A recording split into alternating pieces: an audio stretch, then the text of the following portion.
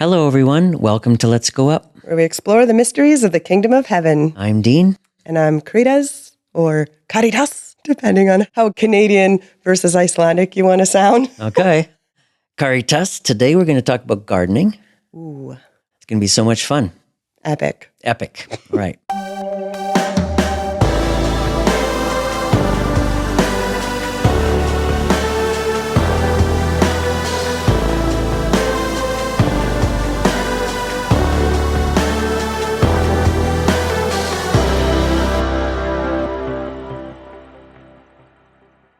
Karitas, gardening.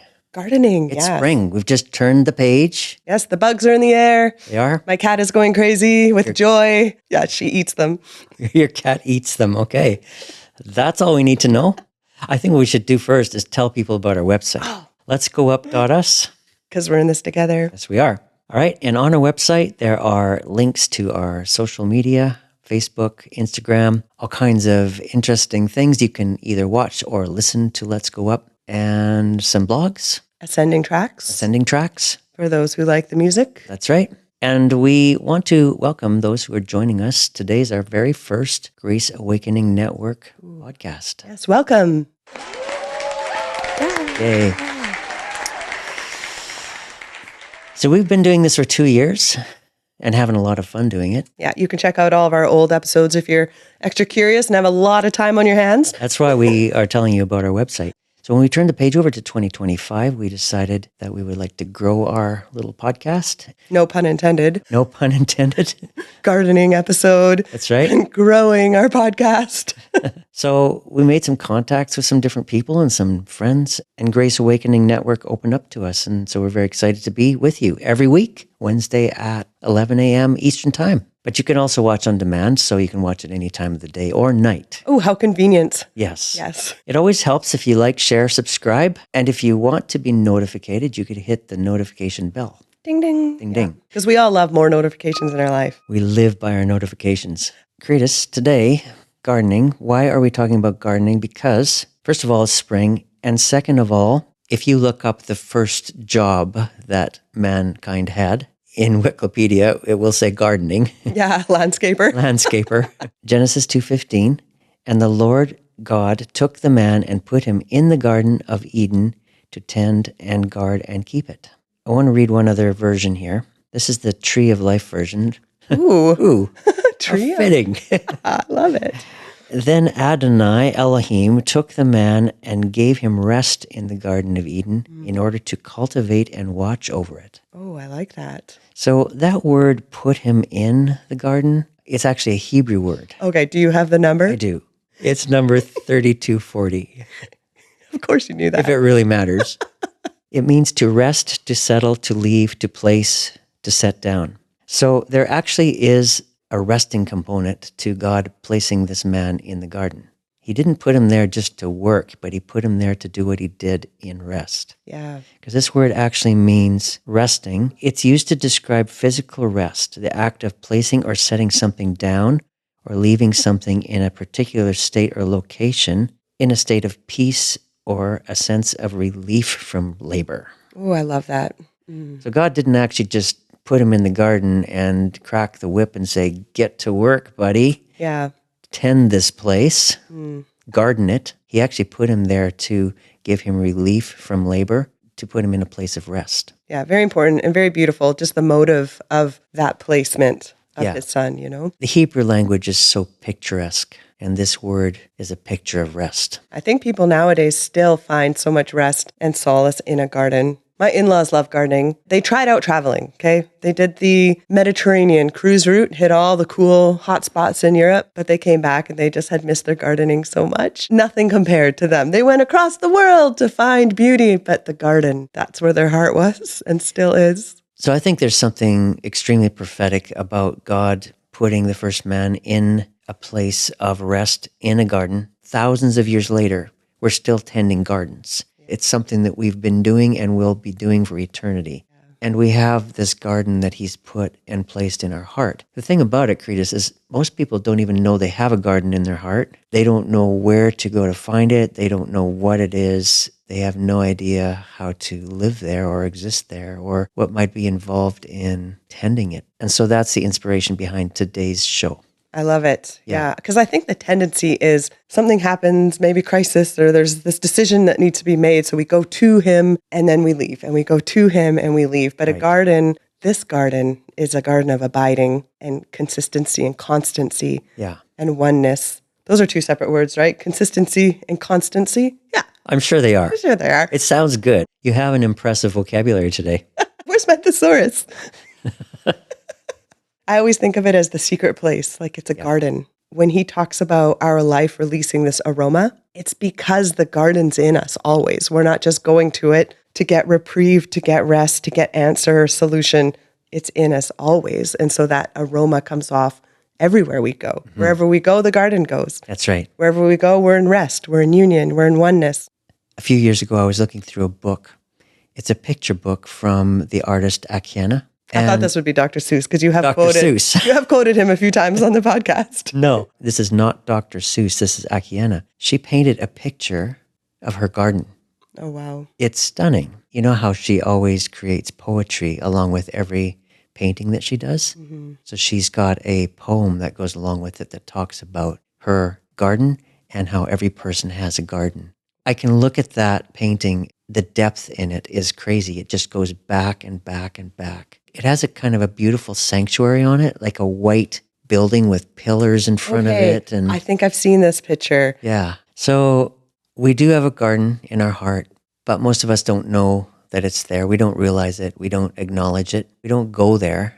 You know, Jesus loves to meet us in that garden. Jesus is a gardener. Yeah. Hey, he came out of the tomb, Mary Magdalene there, and she just mistakes him for the gardener.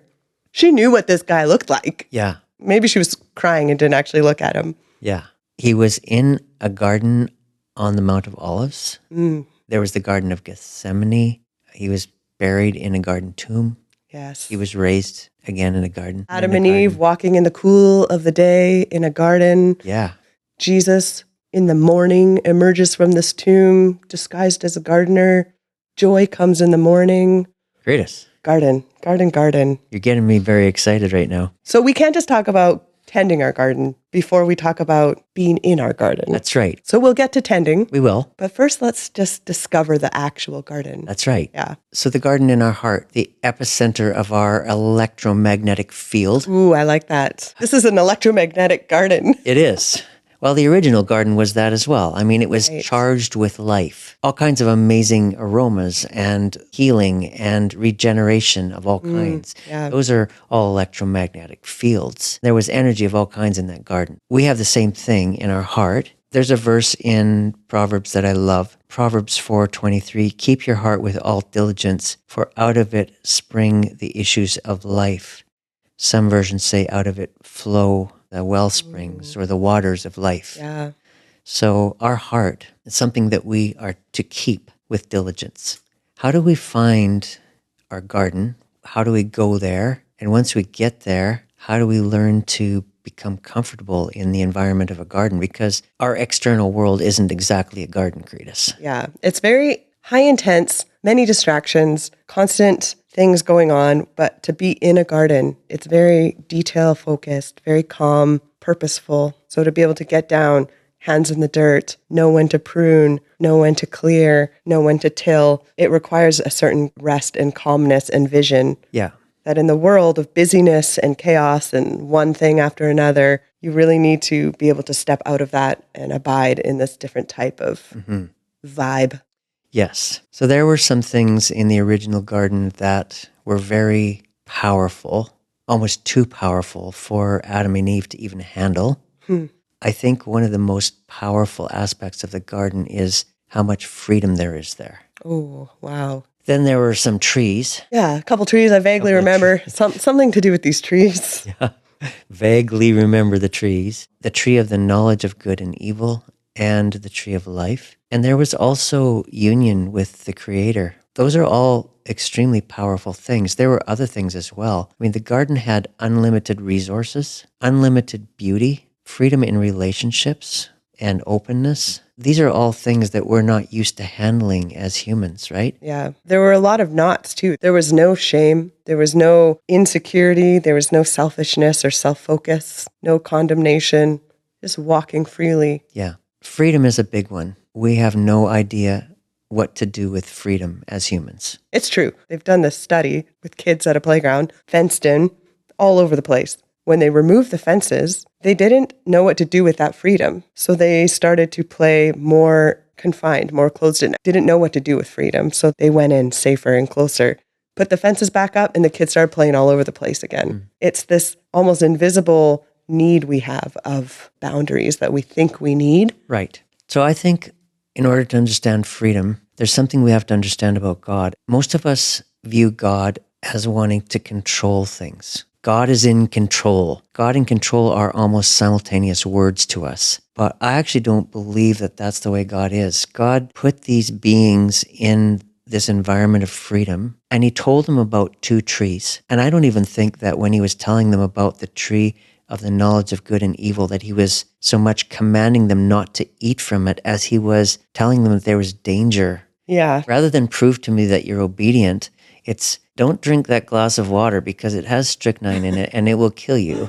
Yeah. There's something dangerous in it. This tree, there's something in it, obviously, that's beautiful, but I want to be able to release it to you together. That's right. In union and oneness in the right timing. Don't eat it too soon. Yes, exactly. God gave them so much freedom that he let them destroy human history for thousands of years without interfering. He didn't put his hands in. He didn't say, no, no, no. He didn't stop them. And yes, they had to deal with the consequences, but he didn't interrupt them. He didn't control them in any way. And God never controls us. Freedom is an interesting thing to think about because freedom and accountability are not the same thing, right? Because we've been given freedom, but we're also told that someday we will be accountable for what we do with our freedom. But in the meantime, we're free. Yeah. We're allowed to do whatever we want. Yeah. The thing is that we as humans, when we realize that we're accountable for our freedom, we tend to try to put up rules and boundaries in order to keep ourselves safe from misusing the freedom. But God, he made us free. For freedom, you have been made free. Yeah. Just don't use your freedom as an occasion for the flesh. Yeah. But in love, serve one another. But that doesn't mean that you're not free. Just be careful how you use your freedom. And the motive behind it, when you feel like you need boundaries for your freedom and rules and regulations, there is fear behind that. But perfect love casts out fear. And when you're in union and oneness and connection with perfect love, and you've been renewed and transformed, and you are now love again, like Adam and Eve were when they were created in his image. Yes. His very image. Okay, God wasn't a man with arms and hands. So what do they mean by image? He was love. He was light. They were made in that image. So they could walk around completely free because they were walking in the image and likeness of love. When you walk one with him and you are love, Jesus said this, all these commandments are encompassed in this one thing, love. Yeah. Love God, love one another. Because then you won't cheat on your spouse. Then you won't lie to your neighbor. Then you won't steal from the grocery store, not because they're rules, but because you're love. Does that make sense? Steal from the grocery store. Karitas. Okay. Right? You're right. Whatever your thing is.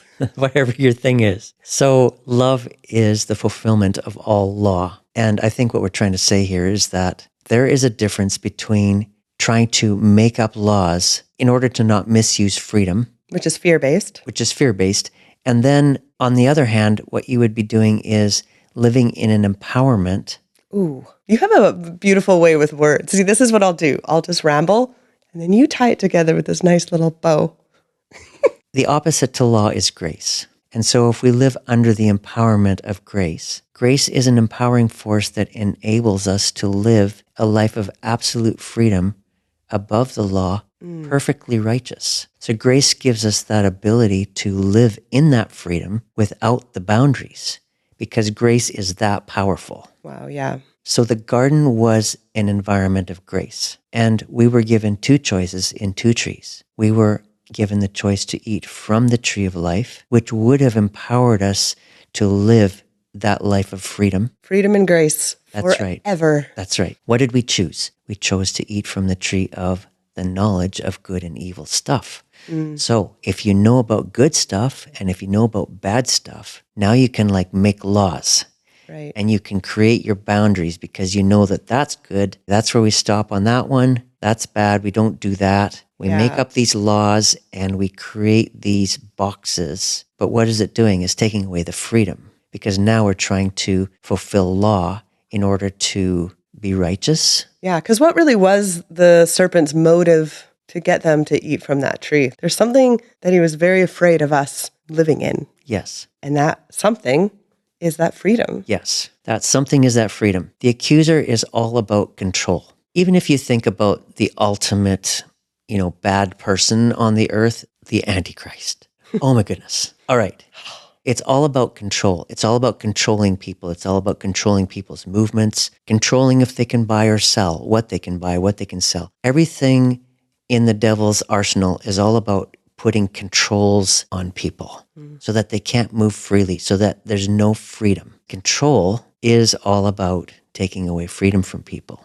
God is exactly the opposite of that. God is all about releasing freedom and releasing openness on people in such a way that we don't even know how to deal with it. But he has given us something in the gift of grace to humankind that gives us the ability to live in this freedom and still be righteous and still keep the laws without even trying, effortlessly. Yeah. And this is why we must go up, because the mindset and the thinking that we're raised with, everything from when we're little kids to school age, to high school, to young adult, everything is hinged around rules and structure and boundaries. And so to start talking about this kind of radical freedom, you really must get a heavenly perspective because it's not the same thinking and mindset as the world. You're right. The world has no idea what to do with freedom. Yeah. Jesus said this is a narrow way. Few find it because it requires you to be able to completely change the way you think. Yeah. That means most people around you won't relate, right? And that's okay. It is okay. So if the tree of the knowledge of good and evil contained something that drove us away from freedom and took us to a place where we eventually had to have a law given to us just to govern mankind, just so there would be some amount of protection. Protection. The law was given to protect us. It was our tutor. It was something that was given to give us a framework so that the blessings of God could be released on our planet in some kind of a way. Mm-hmm. Yeah. If you kept the law, God's blessing could be released on you. If that's what the tree of the knowledge of good and evil contained, then what did the tree of life contain that would have put us in the other direction? If Jesus came to destroy all the works of the devil, and his first work was to get us to eat from that tree and stop living free. So what does that mean that that work has been destroyed? So the work of death has been destroyed. And if we think about the tree of life and what it represents, we're not given a lot of information about it. It's only mentioned a couple of times, but there is some familiar language that we can trace throughout the Bible. So we could kind of get a bit of an idea of what we're looking at here. Okay. Because after Adam and Eve ate from the wrong tree, it says that God drove them out of the garden because he didn't want them to have access to the tree of life, which they would have eaten from and lived forever, broken in a fallen state. Yeah. Even him driving them out of the garden was motivated by his deep love. He didn't want them living in that state forever. He loved us too much. That's right. Yeah. And so put up that scary guard too.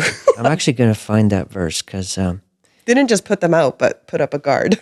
So in Genesis 3, verse 22, it says, "Behold, the man has become like one of us, knowing good and evil, and now he might reach out with his hand and take the fruit also from the tree of life and eat and live forever." So it's very obvious that if they would have eaten from the tree of life, they would have lived forever. Take it with their hand, they eat it, they live forever. The book of John has some similar language. John 6:53, Jesus says, "Unless you eat the flesh of the Son of Man and drink his blood," woohoo, things just got weird. That's right, "you have no life in yourselves." Is that not when people kind of left? They kind of... This conversation is... Let's go somewhere else. Mm-hmm. John 6:51, "I am the living bread that came down from heaven. If anyone eats from this bread, he will live forever." Mm-hmm. Those are pretty direct statements. He will live forever. Yeah. Very similar to this verse in Genesis. They will take from the fruit of the tree of life and eat and live forever. And then Jesus does communion with them, Yeah. takes the bread, blesses it, breaks it. This is my body. Yes. It has been broken for you. Take, eat. In Genesis, they were supposed to reach out with their hand, take the fruit, eat it, and live forever. Here Jesus is saying, take, eat. This is my body. If you eat this, you'll live forever. So language has been given to us in the new covenant for the tree of life being made available to us again. Yeah. There's a couple of different ways. I think, first of all, Jesus said, I am the bread that has come down from heaven. Even in the prayer that Jesus taught to his disciples when he said, give us this day our daily bread. The bread in the Old Testament sanctuary was the bread of the presence. And so when you come to the tree of life, you're coming to a place of presence. You're coming to the place where it's the bread of heaven. I read one description somewhere, I'm not sure if it was in the book of Enoch or not, but where it described the fruit on the tree of life as breadfruit. Yeah. Okay. Well, random. I do have the Book of Enoch here. We could spend the next hour going through it and trying to find it. Very interesting. However, the bread of the presence is supposed to be our daily bread. Taking communion, not from a standpoint of Jesus being on the cross, but from the new creation standpoint of us being carried in his heart the entire time. And when he says, I am the living bread that's come down from heaven, he's feeding us from heaven. Oh, so good. Yeah. This living bread is coming down from heaven, and we're eating the life and the blood of heaven. Yeah, it's amazing. So when you take communion, let's go uppers, don't take it from the standpoint of looking at Jesus on the cross. Take it from the standpoint of he's in heaven, he's alive, and this is living bread, not dead bread, but living bread from heaven, his body given for the life of the world. Amen. He's still alive. Woo! Woohoo. Yeah. Even the Lord's Prayer there, we have to realize his audience here are a bunch of Jewish people who have that going to the temple separate from God kind of mindset, right? We're in this position now. I feel like when I read that prayer, I'm more like, thank you for the living bread. Thank you for my daily bread that's in me. Thank you for the forgiveness, the place we're in of the completed, victorious work of the cross. Right. Realizing that a lot of these prayers, even in the Psalms, we're now in the position of the victory of them. Thank you that I can walk this way. Psalm 91, we're not running to it when we're desperate for support. Thank you that I'm abiding in you, and all these promises are where we are right now, in you. Yeah. It's so good. It's such a mind-blowing revelation that just shifts your life. So we have to have a complete renewal of our mind to find and live in this garden with all of the freedom that we've been given, with the bread of life that we've been given, with the tree of life that we've been given access to, having the maturity and wisdom to realize that union with our Creator, wanting with him, I'm in you, you're in me, that is a 24/7 reality. Yeah. That's resident in our hearts. And you know what, Karitas, that's another thing. In the garden, there is union on steroids. And the thing is, Adam and Eve only took advantage of that union in the cool of the day, right?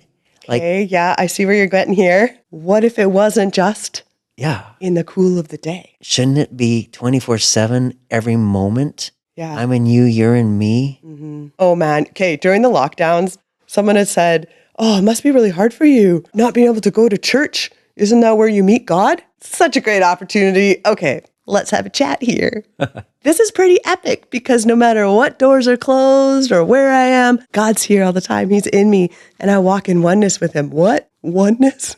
Look at these guys in the Bible in prison, chained, feet shackled up, worshiping and praising, having angelic encounters, being one with him.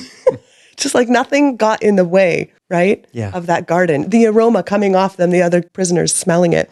You're smelling that? What is? So this is the position we're in where we can actually be in this tranquil garden of rest, one with him all the time, everywhere. We don't need our situation to change. We don't need the people around us to change. We don't need what we think we need to start walking in this absolute freedom and glory bliss. Look at Paul's lists of trials and turmoils. It's like pretty intense. Yeah. I'd say most people would probably need at least a counseling appointment if they had a couple of those. He lived there in the garden. Yeah. He knew that that was where we're meant to live and be and move and have our being all the time, right? Guard your heart. From it flow the issues of life. When you love the Lord with your whole heart, that's guarding it. He has it. He has the whole thing. And then you can walk through life with his love, unfazed, untouchable. Yeah. He talked about that in a couple of the Psalms, living without fear inside of you. Jesus had storms raging around him, but he seemed to be tranquil. No storm inside. Garden. Whoa. Always. Karitas, I came across a verse that I really love. I never thought of it before. It's in Genesis as well, Genesis chapter 6. You love Genesis. I am a Genesis. Okay. Those of you that don't know, I spent one time 3 years in the book of Genesis. That was all I read. The first 6 chapters of Genesis. Anyhow. Pop quiz. What does Genesis 52 say? That's almost like saying, oh, you found that in the book of Hezekiah. Yeah. Okay. So Genesis chapter 6, it says, but Noah found grace in the eyes of the Lord. So I was thinking about that. Noah found grace.